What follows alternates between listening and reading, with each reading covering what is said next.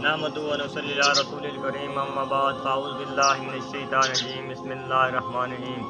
السلام علیکم ورحمۃ اللہ وبرکاتہ۔ میرے پیارے بھائیوں، دوستوں، عزیزوں اور سامعین گرامی، آج آپ کے سامنے مسلمانوں کے ایک دوسرے کی رعایت کے بارے میں بات چیت کرنی ہے، جیسا کہ نبی اکرم صلی اللہ علیہ وسلم کا ارشاد گرامی ہے، کلکم راع و کلکم مسئول عن رعیتہ۔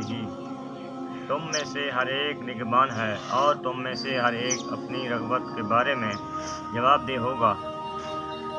اس حدیث میں پاک رسول اللہ صلی اللہ علیہ وسلم نے بیان فرمایا ہے کہ ہر شخص اپنی زیر اثر افراد کے بارے میں جواب دہ ہوگا، یعنی ان افراد سے متعلق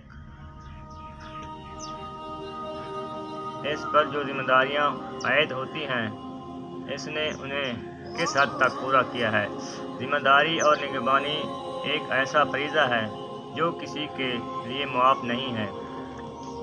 نگران یا حکمران اپنی رعیت کی فلاح و بہبود اور تحفظ کا ذمہ دار ہوتا ہے۔ اسی طرح خاندان یا گھر کا سربراہ اہل خانہ کا نگران اور ذمہ دار ہوتا ہے۔ دفاتر، محکموں یا اداروں میں بھی افسران اپنے ماتحت نگران ہیں۔ ان تمام افراد سے قیامت کے دن سوال کیا جائے گا، انہوں نے اپنے ماتحت کے حقوق کو کس طرح پورا کیا ہے، اور وہ اپنے اعمال کے متعلق بارگاہ الہی میں جواب دہ ہوں گے۔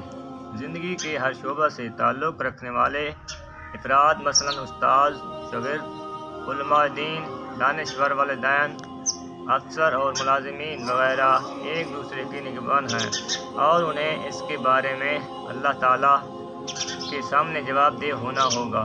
لہٰذا ہم پر لازم ہے، ہمیں چاہیے کہ ہمیں اپنے کام اچھی طرح سر انجام دیں تاکہ ہماری آخرت اور دنیا دونوں سنور سکیں۔ اللہ تبارک و تعالیٰ ہمیں اس پر عمل کرنے کی توفیق عطا فرمائے۔ آمین ثم آمین۔ وما علینا الا البلاغ۔